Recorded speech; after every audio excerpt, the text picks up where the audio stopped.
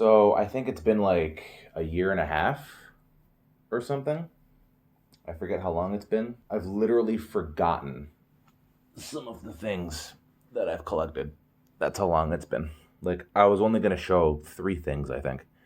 But now that number's easily doubled. Yeah, all the stuff that I've done since I did the last one, it really puts it into perspective how long it's been. But yeah, what to start with first, I guess. I mean, we'll start small, work our way up. Even though the amount of money I spent on them isn't cheap, still, in comparison to other things I got, it's yeah, we'll start small, quote unquote. So yeah, all right. I guess I'll start off with. I got my stuff like just strewn about everywhere, just to grab. But yeah, I guess we'll start with controllers. So I guess we'll start off with the Super Mario Brothers Power A controller, wireless. These are $64.99 plus tax over here in Canada. I mean, you guys know by now, everything's just ridiculous over here in comparison to the States. Well, the dollar here is kind of meh. But yeah, I've been wanting to get these a little more often now, just because I know the Switch is about to be, about to be old news. At some point, Nintendo is going to do a direct, and they're going to talk about the new console. I don't know what it is. I'm not going to say it's the Switch 2, though. I know a lot of people say that that's what it is, but I'm not going to hop on that bandwagon. I'm just going to wait and see what Nintendo says themselves. And then, I guess, how fitting, this is the next thing. This is the same thing, but a Bowser variant. Same brand and everything. The funny thing about this is, when I opened this up, I noticed that there was something shaking inside. Yeah, kind of ripped the box a little bit. But yeah, there was something inside the controller, and I literally had to open it. So, and it turns out that the same screw that controller takes, that these controllers take, there was an extra screw inside the controller. And I have no idea how that happened, but it happened. And made sure to take it out, and yeah, there we go. That's cool. That was a neat experience, I guess. Okay, there we go. Sorry, I just had to change some stuff around. I didn't like how that was like not standing up like that pillow. Visually, it was bothering me. A little OCD there, so I moved some stuff around. Anyway, what was I talking about? Yes, the controller. For some reason, there was an extra screw inside the controller, literally inside. Had to unscrew it and everything. So that was a fun little thing that I did. We got one more controller here in terms of Switch. Also Power A. These controllers are actually really good.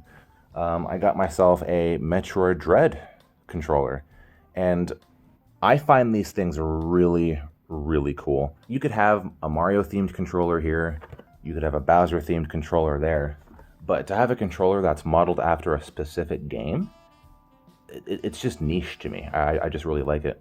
And yeah, it was $24.99, as you saw there.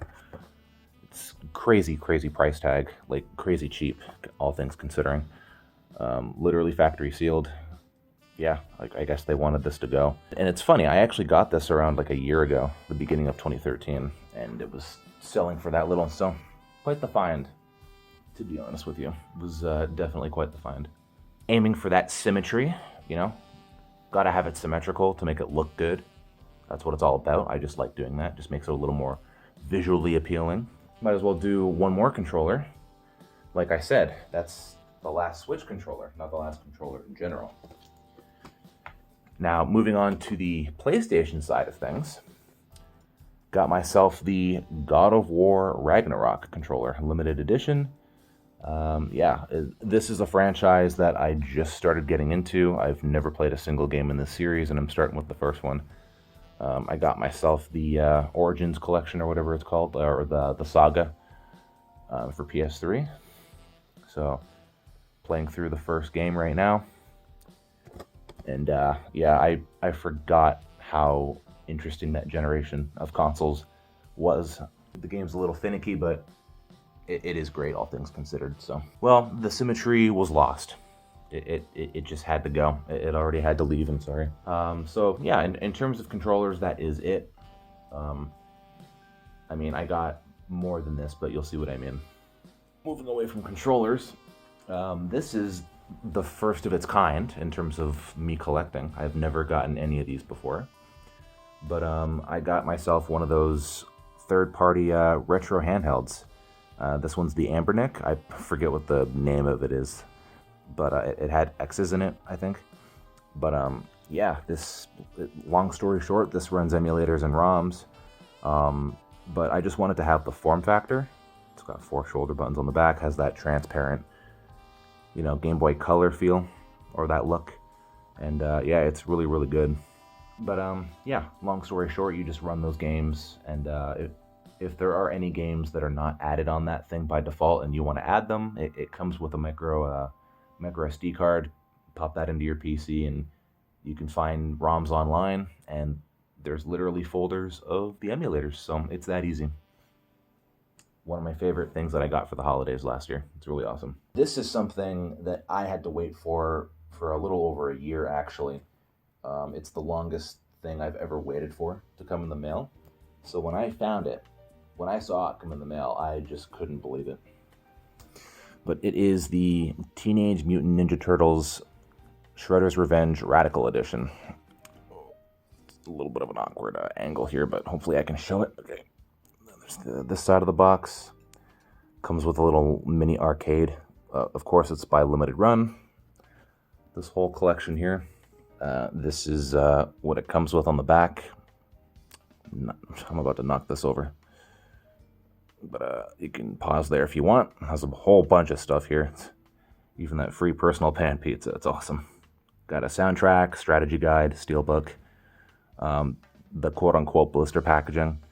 But they made it so that you can take that out without having any damage. It's just great. A lot of good stuff there. I was just really, really happy to know that there was going to be this collection for this game. Like, anything that gets a digital-only run, and then people are like, hey, we're going to do something physical for it. I'm like, yes. Like, I know it's a niche thing for a lot of people, but having something like this is such a cool thing. I know for some people it's a novelty, or it's a niche thing. I know it's a niche thing for a lot of people, but you know what? I just really love it. I enjoy it a lot. I was really happy to know that Shredder's Revenge wasn't going to be just a digital thing. I just like when there's physical stuff that's printed for once digital-only titles. It's just so awesome. And for this set to have the amount of stuff that it has, oh my gosh, just so much support was shown for this. It's an amazing game. Like that strategy guide is just so good. Now for the next thing, I guess, here. This is a game that I have not really touched since it came out, or actually I'd never touched it since it came out. And it's just, my backlog is already so big and I'm trying to cut it down. Trying to cut down on it. Yeah, I was really, really, really lucky that I even got this in the first place. But yeah, it is the Legend of Zelda Tears of the Kingdom Collector's Edition. And then there's the back of it there. Hopefully that won't tip over. Hopefully I'm getting a good angle. But yeah, it's, oh my gosh.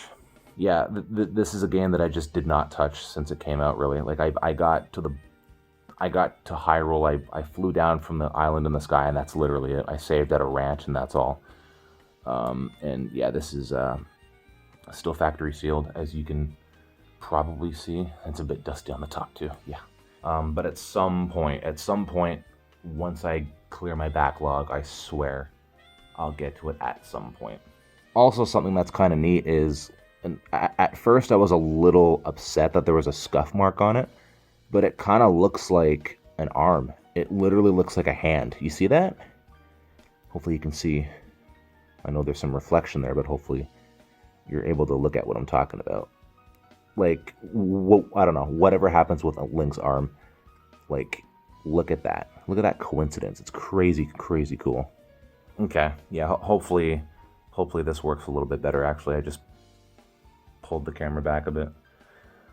Yeah, you're going to see what I mean. Like, I wanted to record out here on this table, and I'm actually really happy that I am, because there's a lot more stuff than I thought I had. Crazy.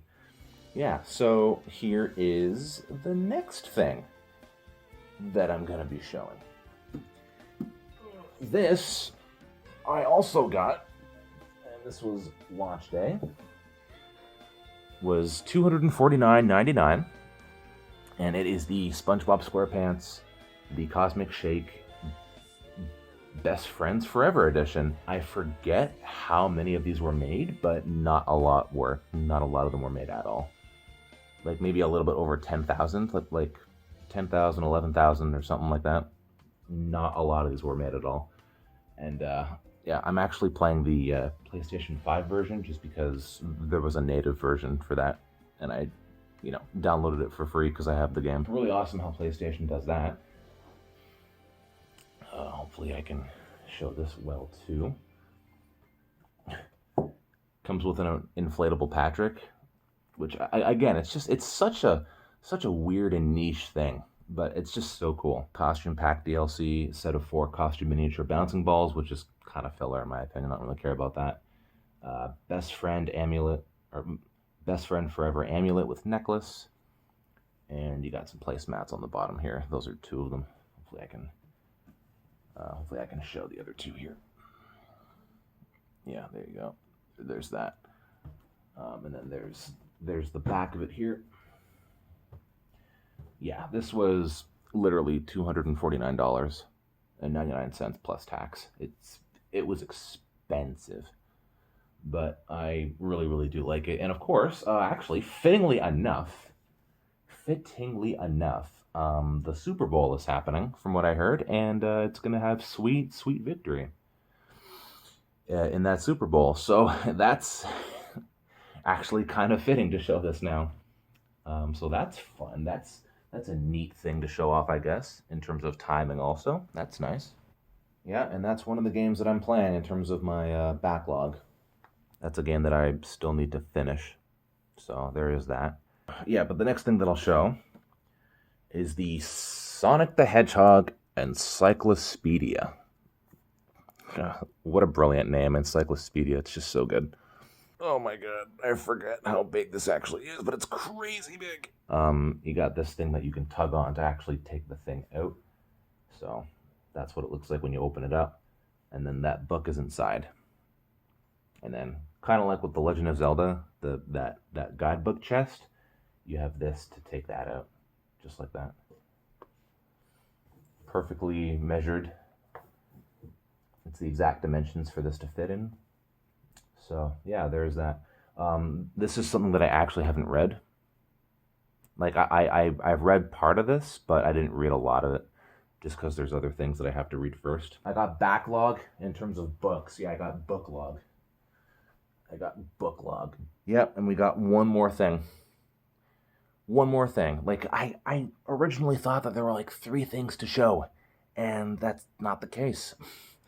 There's definitely more than 3, more than double, easily. And I'm saving the best for last. At least, well, I don't know if this is the best for last, but I know it's the biggest thing. The most expensive thing, that's for dang sure. The last thing that I am going to show in this What I've Picked Up video that desperately needed to come out months ago is the Spider-Man PlayStation 5, or should I say the Marvel Spider-Man 2 PlayStation 5. After all this time, I finally got myself a PlayStation 5. Just about 3 years after it came out. I almost ran out of time pre-ordering this thing. Like, it's sold out like immediately. I can't snap my fingers, only my right. My hand's already busy holding this beast. The system isn't in it, but yeah. So yeah, it is absolutely incredible. Never got the PlayStation 5 before, and then when this bundle was announced, oh man, when this bundle was announced, I had no choice but to get it. I just had no choice. This was definitely the time to get it. It has the Emily May Foundation there. Just an absolutely amazing box. Like, honestly, this is one of my favorite video game console boxes of all time. Like, I can only imagine like how much this box alone would be worth. It's just so good.